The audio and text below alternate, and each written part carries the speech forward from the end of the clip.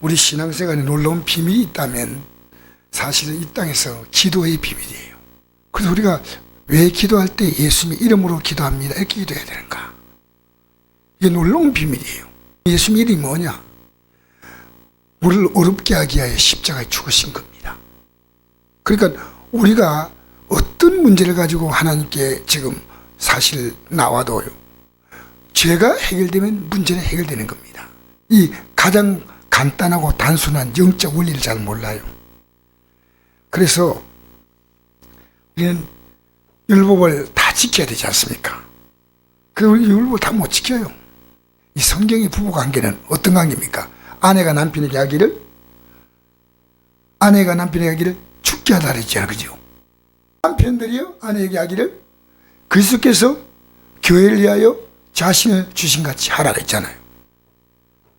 우리가 이 성경의 원리를 가지고 적용시킬 때는 정말 완벽한 겁니다.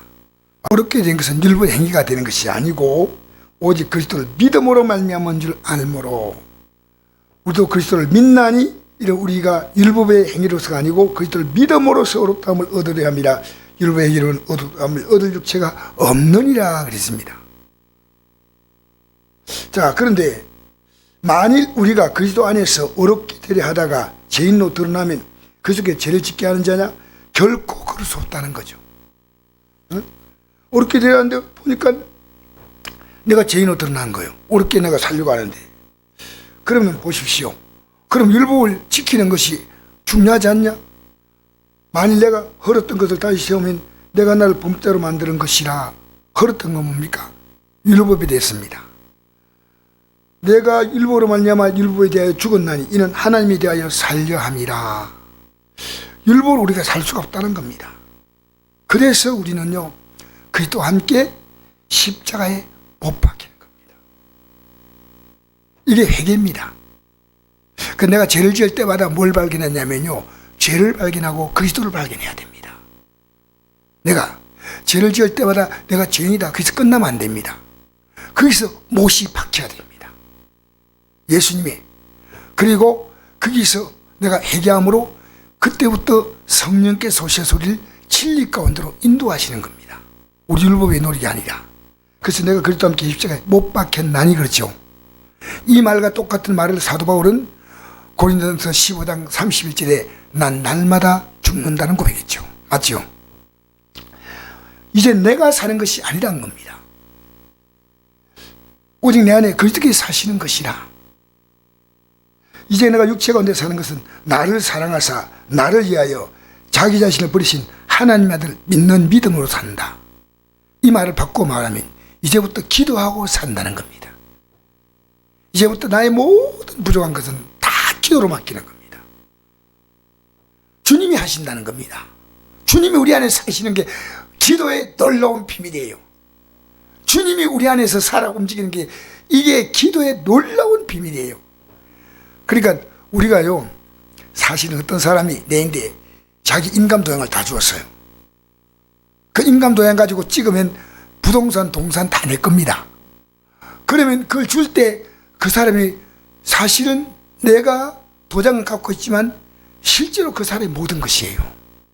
그리고 우리가 예수 이름에 기도하는 이 기도란 것은 이 땅에 이보다도 더 위대한 것이 없습니다. 그리고 우리가 하나님이 어떤 분인가 알 때 내가 기도로 말미암아 못할 게 없는데 그 기도가 뭐냐? 내 욕망을 채우는 게 아닙니다. 하나님 말씀을 따라 내가 회개할 것을 회개하잖아요. 그러면 하나님이 그 회개를 들으시고 우리에게 새 영과 새 마음을 주시는 줄 믿습니다. 로마서 1장 2절의 말씀 있죠. 예수의 종 바울은 사도로 부르심을 받아 하나님의 복음을 위하여 택정을 입었다 했습니다. 왜 사도 바울이 예수의 종이라고 말했을까요? 그럼 종은 주인이 무리한 욕을 하지 않습니다. 종이 할 수 있는 것만 한데 그 종은 무엇을 하냐면 주인의 것을 가지고 다 하는 거예요. 종이 자기 것을 가지고 합니까? 아니요. 주인의 땅이요. 그 다음에 뭡니까? 모두 다 주인의 재산인데요.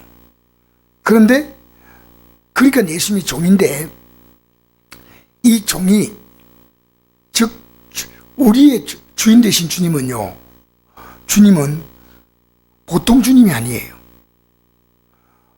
이 세상의 종은요, 자기가 주인의 말씀에 순종하는 으로 주인을 돕는 건데, 우리가 주님을 주인 삼는 것은요, 주님이 우리를 위해서 다 살아주시는 거예요. 우리 로마서 13장 7절 읽어볼까요? 한번 읽어봅시다. 시작. 우리 중에 누군지 자기를 위해 사는 자가 없고 자기를 위해 죽는 자도 없도다. 우리가 살아도 줄 위해 살고 죽어도 줄 위해 죽나니 그러므로 사나 죽거나 우리가 주의 것이다. 이를 위하여 그리스도께 죽었다가 다시 살아나셨으니 곧 죽은 자와 산 자의 주가 되려 하심이라. 이건요, 내가 주니까 대접받겠다 이게 아니고요, 너의 삶을 내가 다 주도하겠다는 겁니다. 산 자와 죽은 자의 주가 되려 하심이라. 이 주란, 세상의 주란 것은요, 우리를 부리고 우리를 괴롭게 만들고, 그리고 우리가 그 주인을 위해서 많이 수고하지만 내 목은 적게 돌아오는 건데, 주인은요, 우리의 주인은요, 자신이 모든 걸 다 주시는 주님이셔요. 할렐루야. 그러니까 우리가 주의 것이라는 이 말은요, 줄 위에 산다는 이 말은요, 가장 나를 위해 사는 거예요. 가장. 그러니까 주님께서 어떻게 살라고 우리에게 부탁하심이 있습니다. 그것은요, 이제 우리가 주님처럼 살면 주님처럼 누리게 되는 겁니다. 그게 회개입니다. 회개는요, 우리가 원하는 수준이 아니고 주님이 원하는 수준이에요. 그래서 우리가요, 하나님이 우리를 정말 돕지 못하는 게 아니고요, 우리에게 문제가 있는 거예요. 이사야 59장 1절 한번 읽어볼까요? 시작. 여호와의 손이 짧아 구원하지 못하심도 아니요 귀가 둔하여 듣지 못하심도 아니라 오직 너희 죄악이 너희와 너희 하나님 사이를 갈라놓았고 너희 죄가 그의 얼굴을 가려서 너희에게 듣지 않으시게 함이니라. 이는 너희 손이 피해 너희 손가락의 죄악에 더러워졌으며 너희 입술은 그치를 말하며 너희 혀는 악독을 내미라. 사실 우리가 제일 하기 힘든 게요, 내가 죄인임을 고백하는 걸 너무너무 싫어하는 거예요. 하나님은 뭘 가장 기뻐하냐면요, 회개를 기뻐한다는 겁니다. 할렐루야. 근데 우리는요, 이 회개할 것을 스쳐 지나가다니까 성령은 굉장히 죄에 대해 민감한 거예요.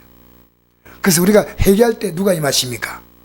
그렇죠. 그러니까 성령은, 그래, 거짓말할 때 성령께서는 아나니아 삽비라가 엄청난 재앙을 겪었지 않습니까? 그러니까 제가 이 성경을 보면 느낀 것이요, 예수님이 이 땅에 오신 이유는 우리를 용서하기 위해서 오신 거예요. 그게 놀라운 비밀이에요. 그러니까 우리는 우리가 생각하는 죄라고 하는 거하고 성경 속에 읽어나가면서 이 성경과 내 삶을 비춰볼 때 죄라고 하는 것은요, 조금 깊이 읽으면 달라요. 의인 없나니? 한 사람도 없다는 겁니다. 근데 내가 죄인됨을 모르는 것은요, 이 말씀을 펴지하니까 모르는 거예요. 그렇게 율법은요, 죄를 깨닫게 하시는 거예요. 이대로 다 살 수 있다면 좋은데 죄를 깨닫게 하는데, 그래서 이 성경에 이사야서의 가장 큰 주제가 뭐냐면 회개하면 다 회복시켜 주겠다는 거예요. 그게 이사야서입니다. 읽어볼까요? 너희가 많이 기도할지라도 내가 듣지 아니하리니 이런 너희 손에 피가 가득함이라. 너희는 스스로 씻으면 스스로 깨끗하게 하여 내 목전에서 너희 악한 행실을 버리며 행악을 그치고 선행을 베풀며 정의를 구하며 학대반자를 도와주며 과를 위하여 신나며 과부를 위하여 변호하라 하셨느니라. 여호와께서 말씀하시되 오라 우리가 서로 변론하자. 내 죄가 주홍 같을지도 눈과 지어질 것이요 진홍같이 불같이 양쪽같이 희게 되리라. 너희가 절기에 순종하면 땅에 아름다운 소사를 먹을 것이요 너희가 그들의 배바르면 칼에 삼켜지라. 여호와의 입의 말씀이라. 아멘. 회개에 대한 심각성보다 뭐에 대한 심각성입니까? 삶에 대한 심각성이 큽니다. 그렇잖아요. 근데 이 성경 속에서요, 예수님이 이 땅에 온 이유는 우리의 죄를 용서하시겠다는 겁니다. 그 놀라운 비밀이에요. 그러니까 성경에, 자, 내가 기도 생활에 부실할 때 이게 죄라고 생각하지 않습니다. 그렇잖아요. 그러면 사무엘 선지자가 말했습니다. 내가 기도하는 죄를 지마 범하지 않겠다. 이것이 오늘 기독교인들이 기도하지 않는 게 죄다, 이렇게 생각하는 것은 아마 많지 않을 것 같아요. 기도 좀 할 수 있고 못 할 수 있지, 뭐 그게 죄까지 되겠냐, 뭐 이런 그잖아요. 근데 성경은요, 굉장히 심각한 문제입니다. 그 성경의 비밀이 뭐냐면요, 우리가 유대인들이 율법으로 지키는 그 의가요, 얼마나 교만하게 만드냐면요, 하나님의 아들을 이 땅에 오신 그분을 죽게 하는 거예요. 왜 죽이냐? 그 이유가 간단합니다. 왜 예수님을 죽이려 할까요? 그들의 죄를 지적했으니까요.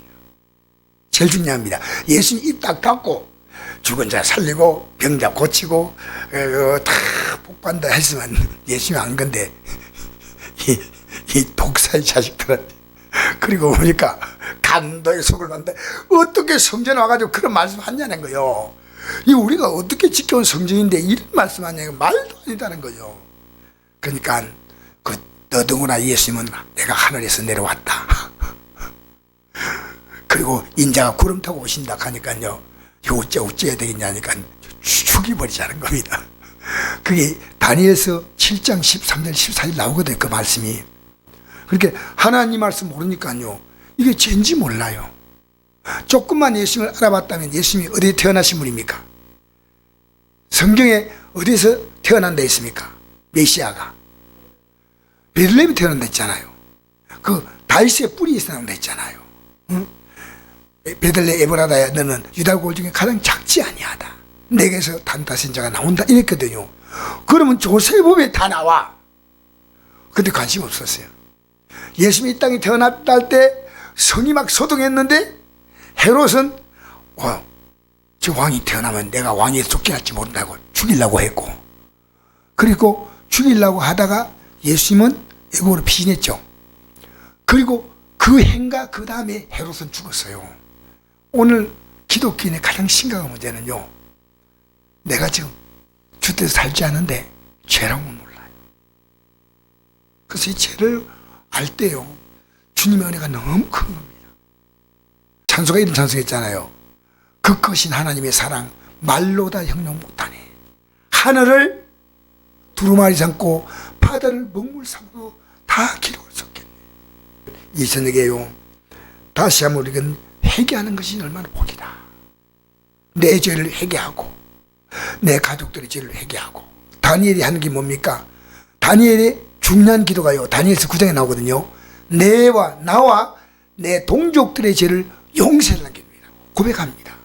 그러니까 참 오늘 이 저녁에도요, 우리 많은 문제 가지고 기도하기보다는요, 하나님 거 다 아셔요.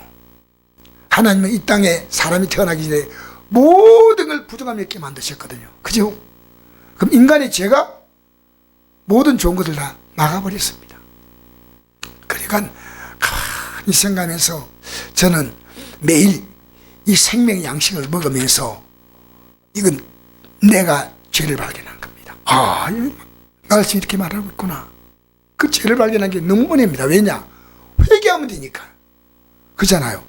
죄를 발견하면 괴로워하고 그렇게 할 게 없는 이유가, 우리는 언제든지 자백하면, 구약에도 진홍같이 붉을지라도 양털같이, 주홍같이 붉을지라도 눈같이 해주겠다는 겁니다. 이사야서가 안 됐기 때문에 이스라엘 민족은요, 이사야서가 기록되고 난 다음에 이데나 이스라엘 나라는 망했습니다. 이게 다 이스라엘 민족들이 다 이 말씀을 그냥 무시했기 때문에 결국 망했습니다. 그래서 이거죠. 이사야서 보면 1장에서 39장까지는 하나님의 진노를 말합니다. 그죠? 근데 40장부터 60장까지 뭡니까? 하나님의 회복을 말합니다. 근데 이런데 회개하면 회복시켜 주겠다는 겁니다. 그게 바로 이사야 66장 전체가요. 그대로 가면 망한다. 그런데 40장에 가서 말한 자의 소리 외치라. 뭐라 외치니까? 모든 인생은 풀이요, 그 영광은 아름다운 푸른 꽃 같다. 푸른 마루 꽃듯이나 여호와의 말씀은 영영이 있으라. 이 말씀으로 너희들 회개하고 서면 회복된다는 겁니다. 할렐루야. 그러니까 우리는 어떤 기도보다도 이 회개 기도가 너무 중요하다.